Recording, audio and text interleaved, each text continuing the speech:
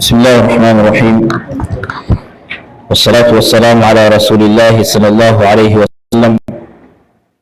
أما بعد، قال الإمام مسلم بن الحجاج رحمه الله تعالى: باب وضع يده اليمنى على اليسرى بعد تكبيرة الإحرام تحت صدره فوق سرته، ووضعهما في السجود على الأرض حذو منكبيه. وبسند المتصل إليه المذكور أول الحديث قال: حدثنا زهير بن حرب قال حدثنا عفان قال حدثنا همام قال حدثنا محمد بن جحادة قال حدثني عبد الجبار بن وائل عن علقمة بن وائل ومولى لهم أنهما حدثاه عن أبي وائل بن حجر أنه رأى النبي صلى الله عليه وسلم رفع يديه حين دخل في الصلاة كبر ووصف حمام حيال أذنيه ثم التحف بثوبه ثم وضع يده اليسرى فلما أراد أن يركع أخرج يديه من الثوب ثم رفعهما ثم كبر فركع فلما قال سمع الله لمن حمده فلما سجد بين كفيه. بسم الله والحمد لله والصلاة والسلام على رسول الله وعلى آله وصحبه ومن والاه. رب اشرح لي صدري ويسر لي أمري واحلل عقدة من لساني يفقهوا قولي. أما بعد، السلام عليكم ورحمة الله وبركاته.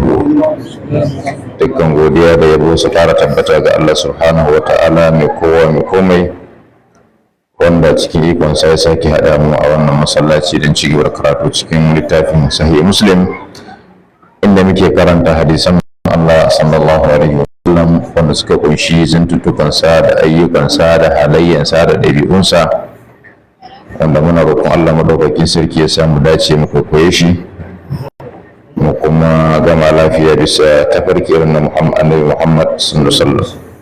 Yau muna ɗaya ne ko biyu? Yawa mu ma na mun yi saɓani. Yau muna 2 ga watan Rajab na wannan shekara ta 1447 bayan hijiran fiyayyen halitta Annabi Muhammad sallallahu alaihi wasallam daga Makka zuwa Madina, kuma shi ne ranar 23 ko ga watan 12 miladiya 2025, kuma wannan shi ne zama 136 a wannan littafi mai albarka. Muna fata Allah ya samu dace, Allah ya azurta mu da ikhlasi, Allah ya azurta mu da kwaikwayon manzon Allah sallallahu alaihi wa alihi wasallam. Muna bayani kan sallah, muka ce tun farkon babin malai na kokarin koro mana hadisan da suke bayani kan yanayin sallan manzon Allah sallallahu alaihi wasallam. Mun yi magana wancan sati aka abin da ya shafi karanta sura bayan Fatiha ko, kuma yau za mu shiga wani gaba, shine da malai masa take da cewa waqu yadihi al-yumna ala al-yusra, sanya hannun dama kan hagu a sallah ba da takbiratul ihram, bayan kabbaran harama. Mutum yi kabbaran harama zai ɗora hannunsa akan hannun dama kan hagu akan kirjinsa a sallah. Wannan shine gaban da malai zai kawo hadisi a yanzu akai, amma ana malai ya kawo bayanai guda biyu. Yace tahta sadrihi fawqa surratihi, wato zai ɗora hannun, zai ɗora ne karkashin kirjinsa amma sama da cibiyansa, ƙarƙashin ƙirjinsa sama da cibinsa. An fahimci yanayin wurin? Shi da malam ya kawo shi a babu, ya ce za su ƙarƙashin mai ƙirji amma sama da cibi. Ya ce wad'uhu ma fi sujudi, da kuma sanya hannayensa duka biyu a sujada alal ardi, akan ƙasa, har mankibaihi, daura da kafaɗunsa. Wannan shi ne abin da malam ya kawo wannan, ya masa take wannan babi, wanda yake za mu shiga cikin insha Allah ta'ala mai bayaninsa. Na farko, ɗora hannun dama kan hagu, sannan ina ya kamata ajiye shi da mala ya faɗi ƙarƙashin ƙirjinsa, sama da cibinsa, ko kuma a yana za a sa, ko ƙasa da cibi? Shin da ka sa ƙasa da cibi ne, ko sama da cibinka ƙarƙashin ƙirjinka, ko kuma akan ƙirjinka, a yana za ka sa? Sannan zai bayani akan sanya hannaye guda biyun ka zo sujada su kasance akan ƙasa daura da kafaɗunka, kamar da muka yi bayani. mala ya kawo ke cewa haddathana Zuhair bin Harbin qala haddathana Affan qala haddathana Hammam ibn Munabbi qala haddathana Muhammad ibn Juhada qala haddathani Abdul Jabbar ibn Wa'il an Alqamah ibn Wa'il wa mawlan lahu annahuma haddathahu an abihi Wa'il ibn Hujr. Hadisin Wa'il ibn Hujr, Allah madaukakin sarki ya kara masa yadda, sahabin Allah sallallahu alaihi wa alihi wa sallam, annahu cewa shi Wa'il din ra'an nabiyya sallallahu alaihi wa sallam ya ga manzo Allah da idanuwansa. Kaga kina zai bada labari kan abin da ya gani, ba wai abin da ya ji kawai ba. Ya ga mai sa saboda sahabi ne na manzo Allah sallallahu alaihi wa sallam, ya yi sallah bayan manzo Allah sallallahu alaihi wa sallam, ya yi hanya da shi, saboda haka yato aikin manzon Allah a cikin sallah. Yace ya ga manzo sallam rafa yadayhi hina dakhala fi salati, ya ga manzo lokacin da ya shiga sallah ya daga hannayensa guda biyu, kabbara sai kabbara. Mai magana kan wannan gaban wancan sati da ya shuɗe, daga hannaye biyu lokacin mai kabbaran harama in ka shiga sallah. Muka ce ɗaukan siffa uku ko za ka iya haɗawa da kabbaran ka rubanya su lokaci guda, za ka yin kabbaran sannan ka ɗaga hannayen, za ka iya kuma mai yin kabbaran sannan ka ɗaga hannu ko ka rubanya su tare, ko kuma ka yi kabbara kafin ka yi, ko ka yi sannan ka yi kabbara. Kowanne ka yi a ciki ya zo a cikin aikin manzon Allah sallallahu alaihi wasallam. Ya ce to ya gama da sallam lokacin da ya shiga sallah ya ɗaga hannayensa biyu ya kabbara. Wasafa hammamun hiyala udhunai. Hammam ɗaya daga cikin mazajen hadisi wanda ya rawaito daga Muhammad ibn Juhada, sai ya wasafta yadda manzon Allah ya ɗaga hannaye kamar da shi ma ya je wajen malaminsa. Ya ce ya wasafta ɗaga hannayen manzon sallam ya ɗaga shi hiyala udhunaihi, daidai daura da mai kunnuwansa sallallahu alaihi wasallam. Shi yasa muka ce za ka yi ɗaga daura da kunnuwanka, ko kuma mai daura da mai kafaɗunka, kamar da ya zo aikin manzon Allah sallallahu alaihi wasallam. Ya ce bayan ya yi haka ya kabbara ya ce Allahu akbar, thumma iltahafa bi thawbihi, sannan ya naɗa hannunsa da tufansa. Tufan da manzon Allah ya sa sai ya naɗe su, hannayen suka shiga cikin tufa alaihi salatu wassalam. Wanda yake kaga mu yanzu da muke sallah, in kai kabbara kana ɗora hannunka na dama akan na hagu, ka ɗora akan ina kirjinka. A irin kayan da muke sawa yanzu, bayan da hannunka zai shiga cikin kaya ya makale ya rufu ko, amma misali mutum na sallah da babbar riga, ai mun san babbar riga, in ka sa babbar riga in kai kabbara, ai babbar riga yana rufe hannayenka ko, sai ka yi sai ka kawo hagu ka shigar da shi, ka kawo dama ka shigar, sai ka ɗora kansa ko, sai ka cewa rigar ya rufe mai hannayenka. Aga yanzu ana iya haka, amma a irin rigar da muke sawa kamar irin wannan bai buɗe ɗan hannu zai wahala kai haka, amma ka sa babbar riga zai yi kai haka. Ko kuma misali a ce za ka yi sallah da alkyabba, babban alkyabba, kaga wannan ma zai yi haka ko. Yace sannan maza Allah sai ya rufe hannayensa da tufansa alaihi salatu wassalam. Thumma wada'a yadahu al-yumna 'ala al-yusra, sai ya ɗora hannunsa na dama akan hannun hagunsa alaihi salatu wassalam. Wannan shi ake kira mai al-wad'u ko wada. Kaga lafazin hadisi yace thumma wada'a yadahu al-yumna 'ala al-yusra, sai dan ya sanya hannun damansa akan na hagu. Wannan shi ne ake kira al-wad'u. Ɗora hannu akan hannun dama akan hagu, a ɗora akan kirji, yana da siffa guda nawa, ko yana da suna guda nawa? Suna guda biyu, akwai alwadu akwai kuma alqabdu. Wannan suna abin da suka zo a sunna. Amma al-sadlu ko al-irsalu wannan bai zo a sunna ba.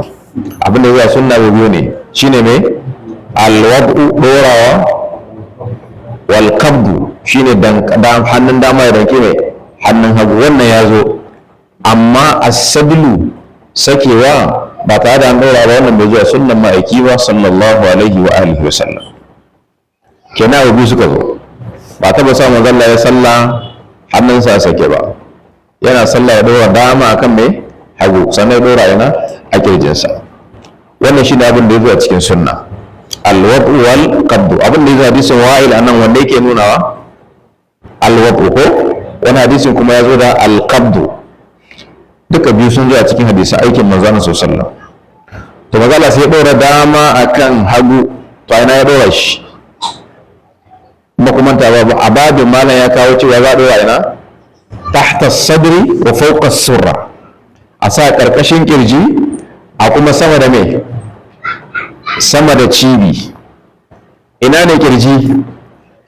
kirji na fara daga ina nan za mu ce karshen wuya ne ko farkon wuya?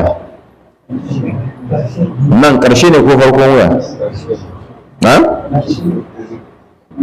nan wurin wajen labba na ana kiransa labba ba, da ake suka raƙumin za a yanka ana kiransa labba, daidai wurin nan ƙarshen wuya ne ko farkon wuya?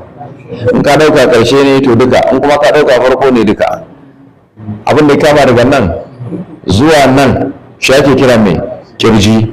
abin da ya kasa da shi menene ciki ko, wanda yake kaga cibi yana ɓangaren yana ne ciki. ya ce to in ka tashi ɗora hannayen bisa abin da malam ya kawo littafin a babi, za ka ɗora shi a ina a ƙarƙashin ƙirjinka, kenan ba zai hau ƙirji ba, ƙarƙashin ƙirji amma kuma sama da mai sama da cibi.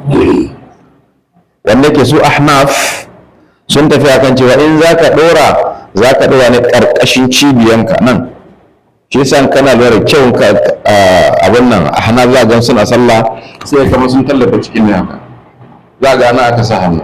ku dinga lura da kyau, wani lokaci ko a sallah ne ku ga masallatai da yawa sai ga wasu sun yi kafara su za su ɗora hannu sai ga sun sa haka, sai ga mutum ya sa kamar ya tallafa cikinsa haka, rashin mai sa cibinsa. to wannan ba haka ake yi ba. wasu kuma za ga sun sa ina ƙarƙashin mai ƙirjinsu sama da mai cibinsu, wasu kuma za ga sun sa ina a kan ƙirjinsu. to cikin ukun nan akwai wanda ya tabbata. Imam Al-Albani Allah ya ji ganshi da rahama yana maganan cewa abin da ya tabbata, musamman hadisin Wa'il ibn Hujr muke magana akai, cewa thumma wada yadahu al-yumna ala al-yusra fi sadrihi, akan kirjinsa ko bi sadri akan kirjinsa ya dora, ba karkashin kirjinsa ba kuma ina kasan cibinsa ba, ya sa ina ne akan kirjinsa alaihi salatu wassalam. kenan zaka dora ina akan kirji ba karkashin kirji ba kuma karkashin cibinka ba, sai ka dora shi ina akan kirjinka. wanda yake wannan shine aikin manzon sallallahu alaihi wasallam. yace tabbatansa ko kuma ɗoruwansa ko ɗora hannaye akan kirji shi ya tabbata daga manzon sallallahu alaihi wasallam. wannan shi yafi karfin sanadi kuma shi yafi karfin shi ne aka nuna shi ma'aikin Allah sallallahu alaihi wasallam yana amfani da shi. kenan wannan da malai masa take da cewa zaka dora karkashin me ta tasaddarihi, karkashin kirjinsa ko fauqa surrati, sama da cibiyansa. wasu malamai sun tafi akan haka. bari ka tantar magana Imam An-Nawawi Allah ya ji kanshi da rahama. Imam An-Nawawi yake cewa ɗora hannu tukun akan kirji ko kuma ka ɗora dama akan hagu ka ɗora shi akan kirjinka ya daga cikin siffan sallar manzo Allah sallallahu alaihi wasallam, amma kuma mustahabbi ne. ma'ana mustahabbi ba dole bane, in ka yi shi ka samu lada, in baka yi shi ba ka samu lada ba. ina mana magana wa Imam An-Nawawi Allah ya ji shi da rahama. kamar da yau misali mutum ya sallah ya ɗora hannayensa biyu akan kirjinsa ko bai ɗora ba, sallan ta yi ko ba ta yi ba? sallah ta yi, amma an kauce mu me sunna, an bar sunna a gefe ko ya ce to wa yaj'aluhu ma tahta sadrihi fawqa surratihi, sai ɗora hannayen guda biyu fawqa tahta sadri, karkashin kirjinsa, amma fawqa surrati, sama da cibinsa.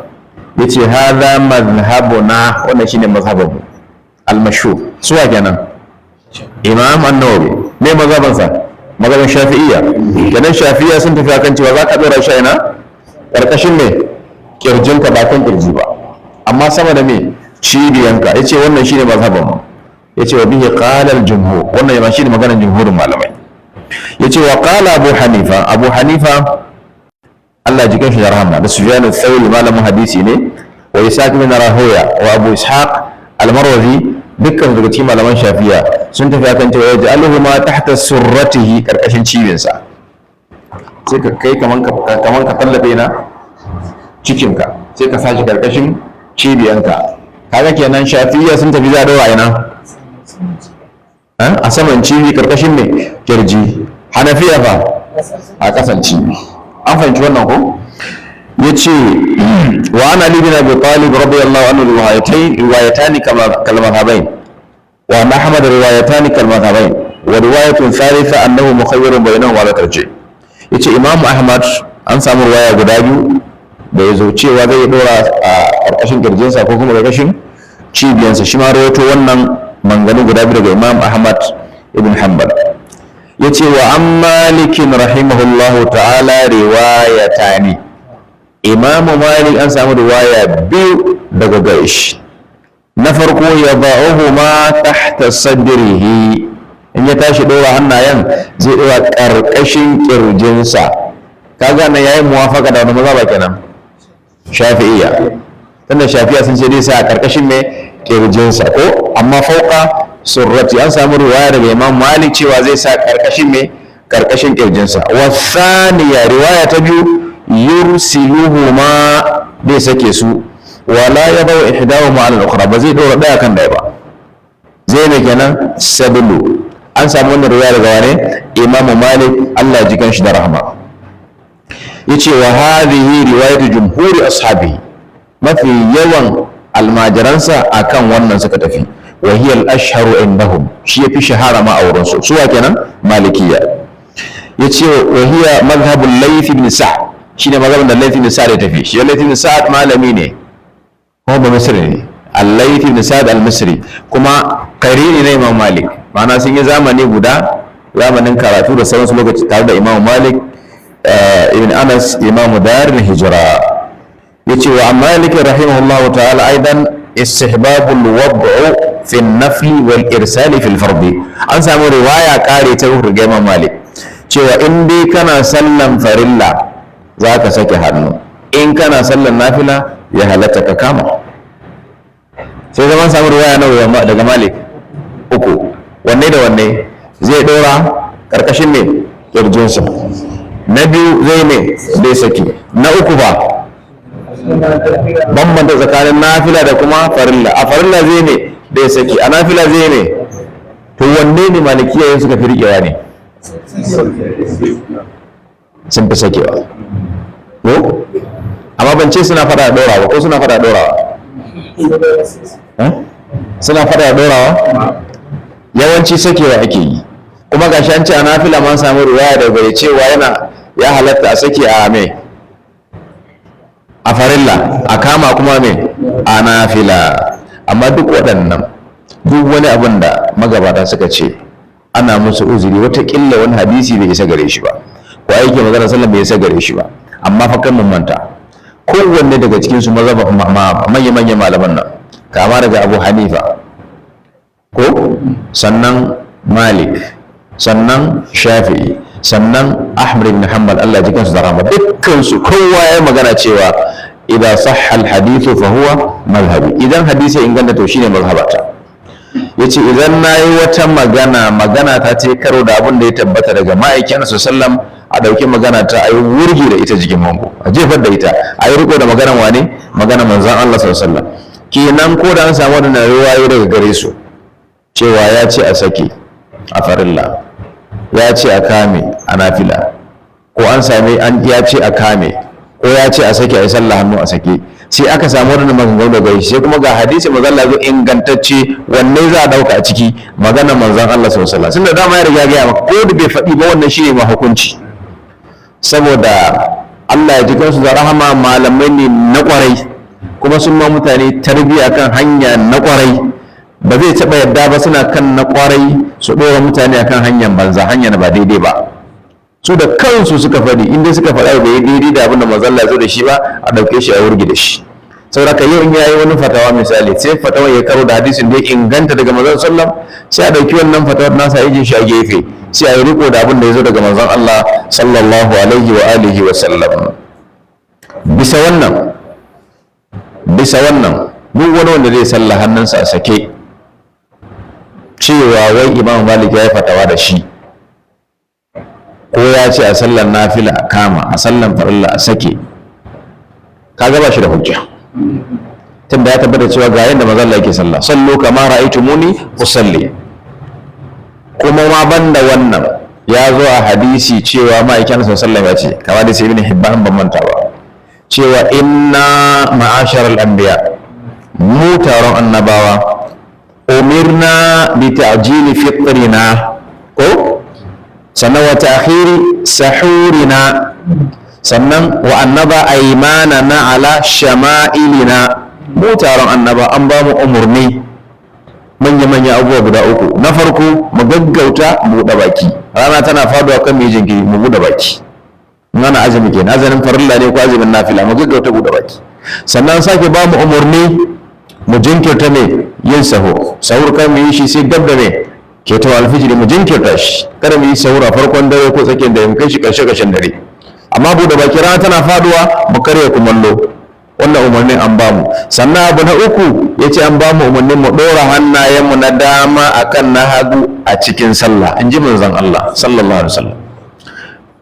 Kenan wannan hadisi ne ingantacce, hadisi ya isa ga Imam Malik ko bai sai ga Imam Malik ba, ya bi daga ya gaya maka idan sahha al-hadithu fa huwa madhhabi, idan hadisi ya inganta wannan shine mazhabata, to me rage maka kuma? Kaga kenan duk mutum da zai sallah hannunsa a sake bai ɗora hannun hagu akan hannun dama akan hagu a sallah ba, to kaga wannan bangare na umarnin manzon sallah ya yi sake da shi, wa bittali ba shi da wannan ladan. Ina fata an gane wannan. Kuma su malaman da suka ce za ka ɗora hannun dama akan hagu a sallah, hujjarsu shi ne hadisin Wa'il ibn Hujr da wadansu hadisin da suka zo daga manzon Allah sallallahu alaihi wasallam.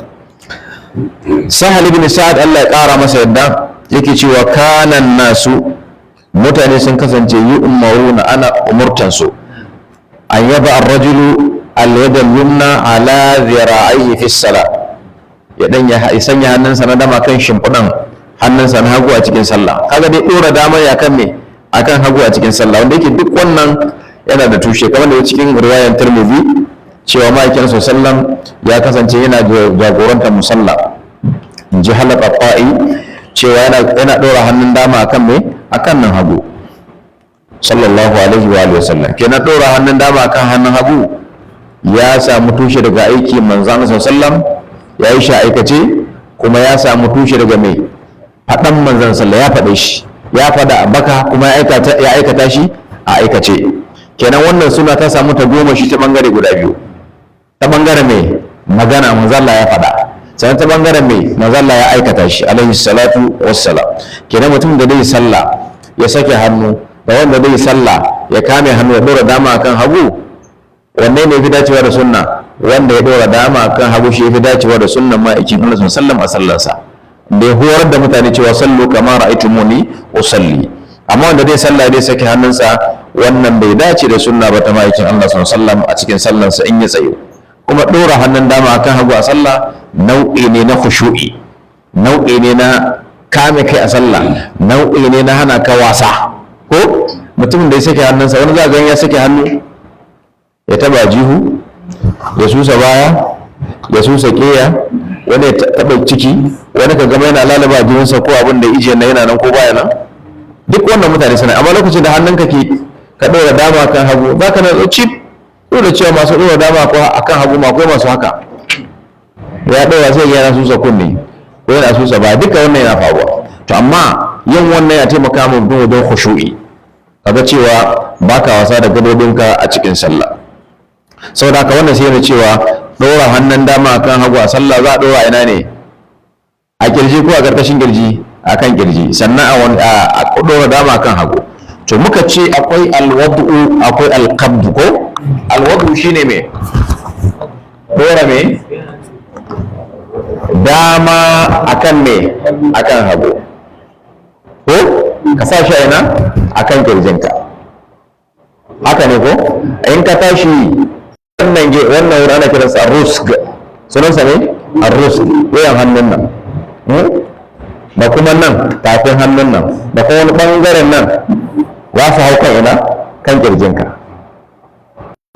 kaga wani shi ne alwadu. sannan akwai alkabdu ta inda za ka yi amfani da babban yatsan nan da wannan yatsan sai ka dantse ne ka kama hannayenka, amma ba inda wasu suke shi ga mutum ya haka ka gani sai haka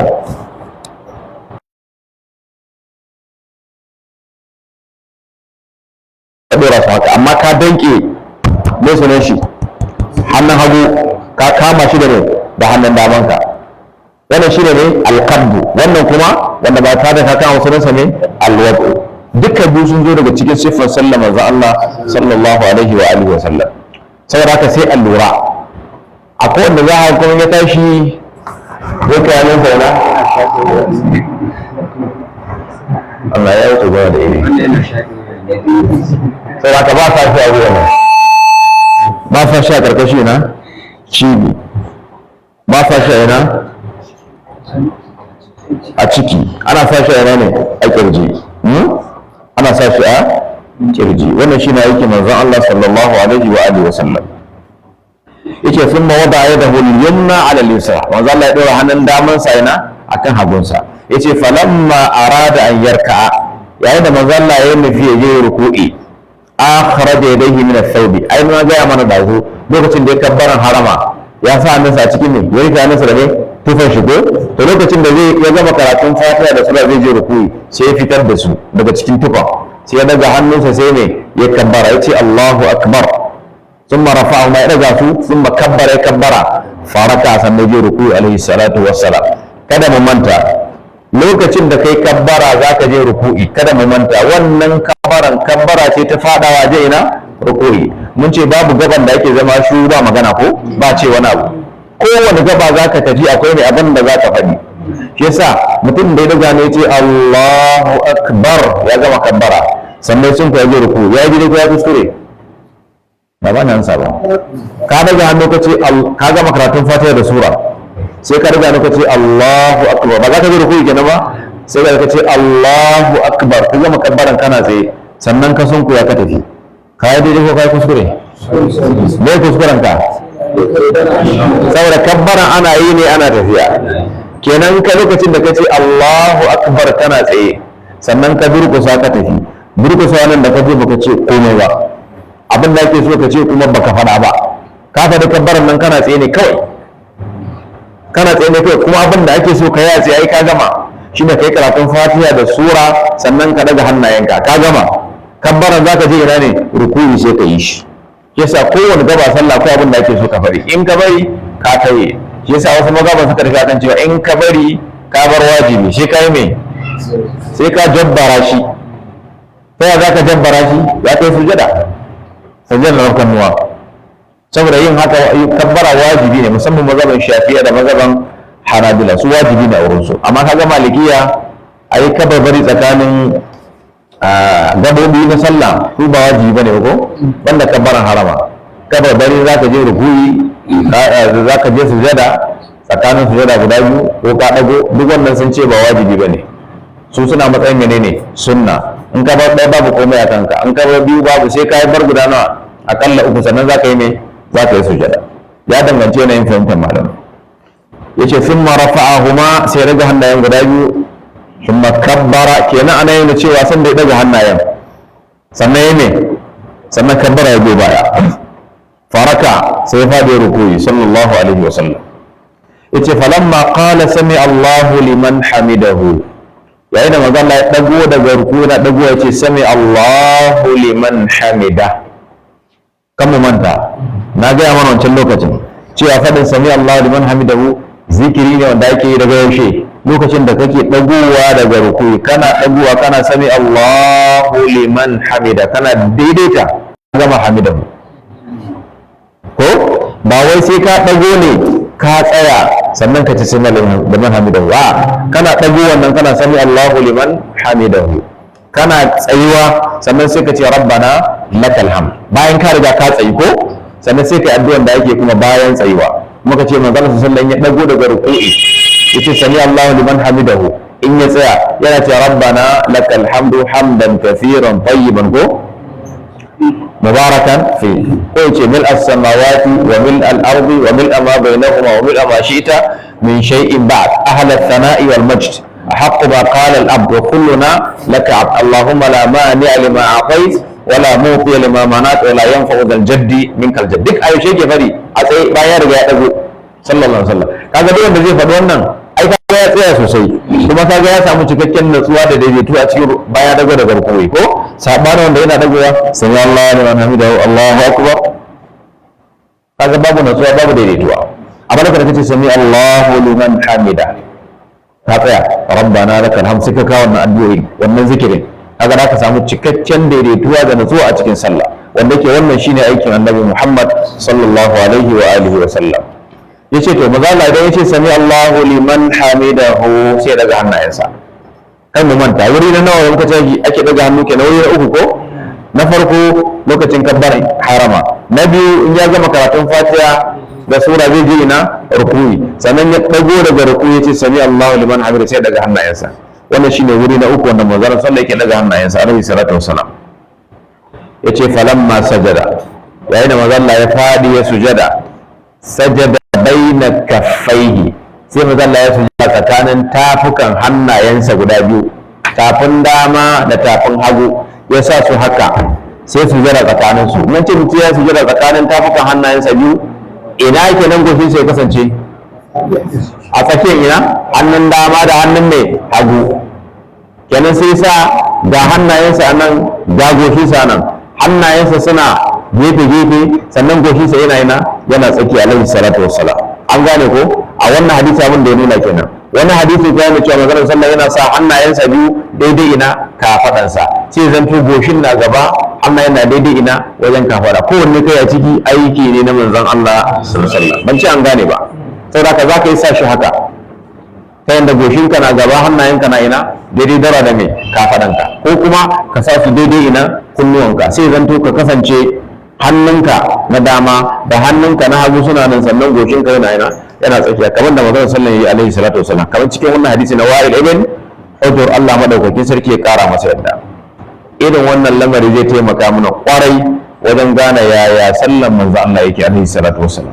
inda mutum na bibiyan waɗannan hadisai zai gane ya manzon Allah ya sallah, sai ya sallah irin nashi, sai ya samu ladan da aka tana da ya ga manzon Allah sallallahu alaihi wa alihi.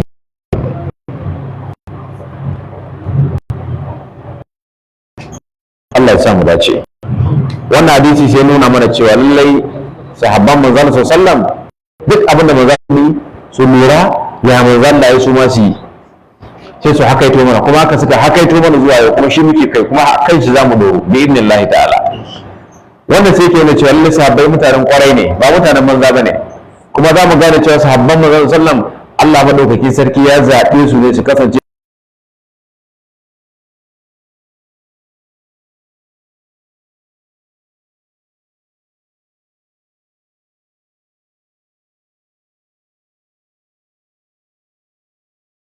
sannan sahabban da suka karantar da ɗaliban su bayan nan su ma suna samun ladan, ɗaliban suna samu, ɗaliban suna samu, har zuwa kanmu, har zuwa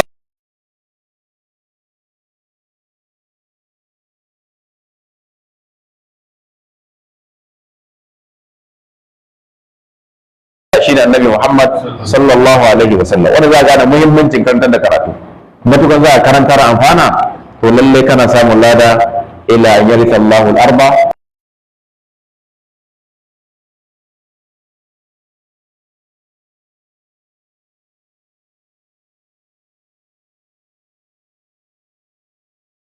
حرب وعثمان بن أبي شيبة وإسحاق بن إبراهيم. قال إسحاق أخبرنا، وقال الآخران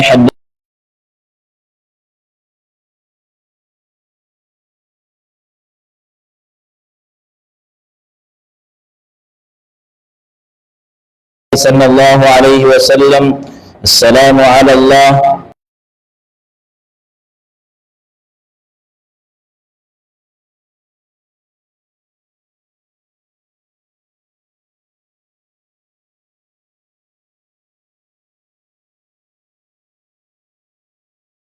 عليك أيها النبي ورحمة الله وبركاته. السلام علينا وعلى عباد الله الصالحين. فإذا قالها أصابت كل عبد صالح في السماء والأرض. أشهد أن لا إله إلا الله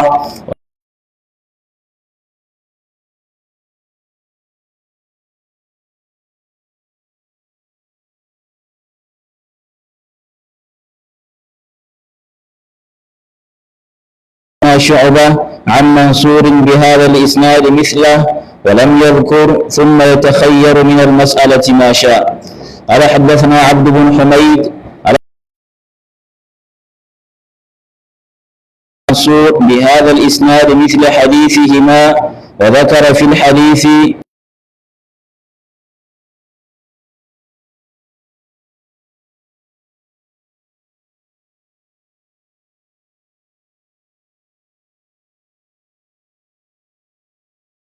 رضي الله عنه قال: كنا إذا جلسنا مع النبي صلى الله عليه وسلم في الصلاة بمثل حديث منصور.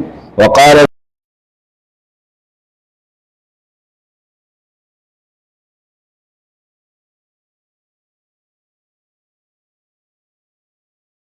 kenan mala ya ga magana kan kabbaran harama, ya yi karatun fatiha, ya yi sura, ya yi ruku'i, ya yi sujada, ya zanje wani gaba? Gaban tahiyya.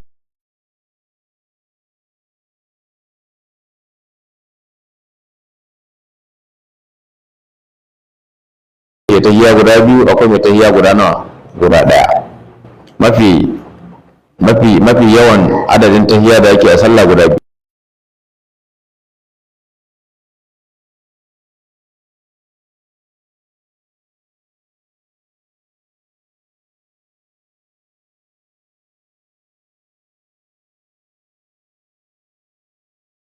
Dole bane a sallah yin tahiyya, dole ne ko ba dole ba? Shin wajibi ne ko ba wajibi ba? Kasa akwai tahiyyan farko, akwai na biyu. Yin tahiyya wajibi ne ko ba wajibi? Wasu malamai sun tafi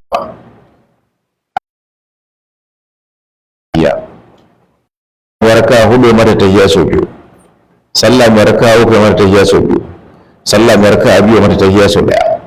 Dagewa da manzo Allah yake yi kowane lokaci ya yana cewa wannan yin tahiyya a sallah tana da gurbi babba, shi yasa ake ganin wajibcin da wajibi ne a yi.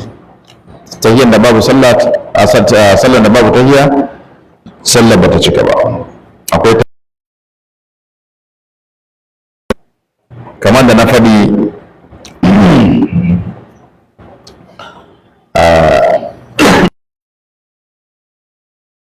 yin tahiyya wajibi ne, sannan akwai lafuzza da suka zo na tahiyya, akwai lafuzan tahiyya da suka zo wanda nan malam zai kawo mana kaman guda 3 ko 4, duka sun zo daga bakin manzon sallallahu alaihi wasallam. Akwai wanda malam bai kawo ba, ƙari kan guda 4 nan. Akwai wanda ta hanyar Abdullah dan Mas'ud, shine wannan. Akwai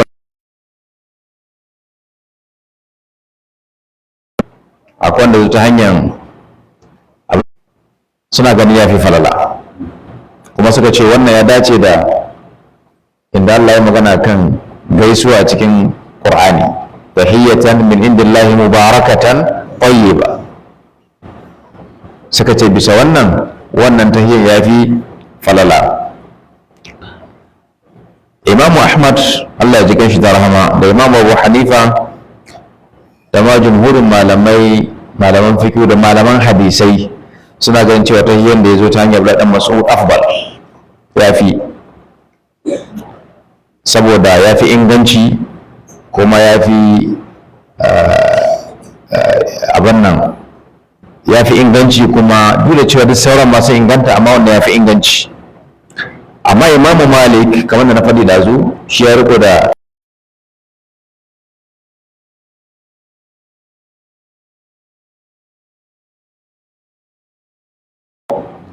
an san tahiyyan ko? Shi na tahiyyatu lillahi, sannan azzakiyatu lillahi, at-tayyibatu salawatu lillahi, assalamu alayka, zuwa ƙarshe. Wannan ya zo an samu Umar yana karantar da mutane akan mimbari,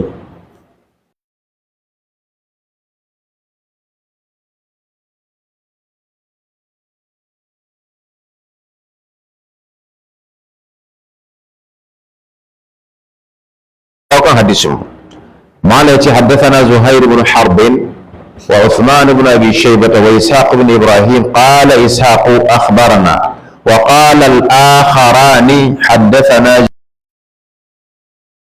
an Abi Wa'il.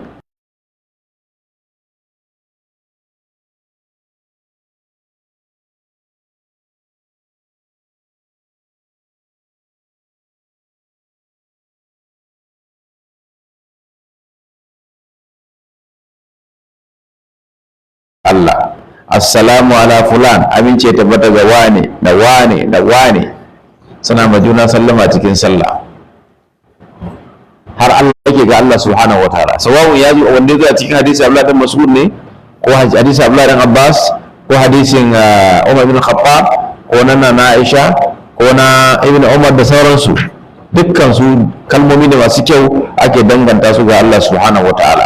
Kawai bambanci shine jerin ya aka jera su. Hadisi Abdullah dan Mas'ud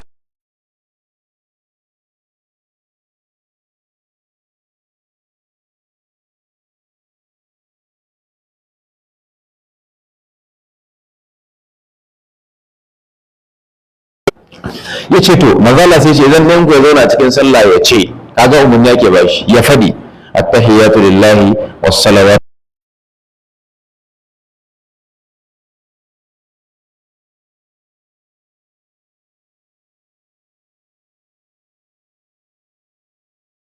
bai ya same ka, ya kai tabbata gare ka ya kai manzon sallallahu. Kaga anan bayan ya yabi Allah da kalmar tahiyatu,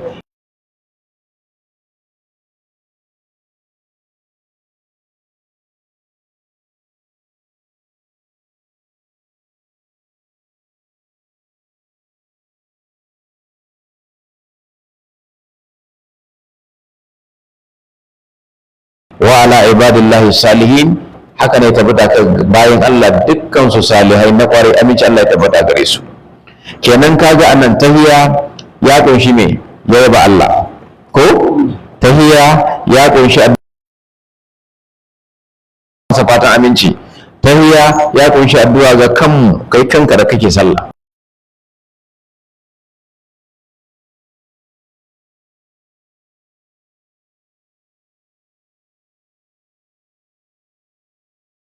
ya ce assalamu alaina wa ala ibadillahi salihin, da bayan Allah na gari dukkan su aminci Allah ya tabbata gare su. Ya ce fa idza qalaha, idan mutum ya faɗi wannan in ji maganar sallah, asabat kullu abdin salih, to wannan addu'a za ta shafi duk wani bawa na gari ya shiga ciki. Allahu akbar. Kenan sha tahiyya muna ma junan mu addu'a, ko ba ma yi, muna yi, me zan yi, kai za ka yi, liman zai yi, wani zai yi, wani zai, dukkan mu kuma zai shafe mu. Saboda haka maza Allah ya faɗi in kai to zai shafi duk wani da yake da same shi. A sama bayan Allah sama ba ya ko Allah wanda yake suna bautan Allah la yafturu, kamar da Allah ya faɗi ba sa gajiya dare da rana, yusabbihuna al-laila wan nahara la yafturu, suna tsarkake Allah dare da rana ba sa gajiya. Wannan addu'a an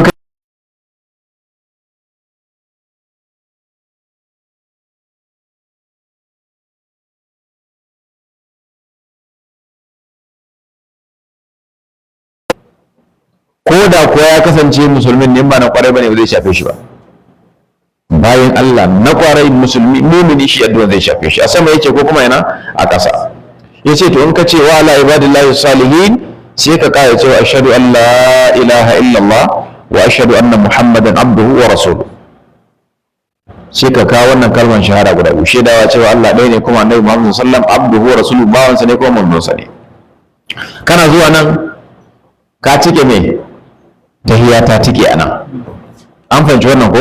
To mu koma ba inda yake cewa assalamu alaika ayyuhan nabi wa rahmatullahi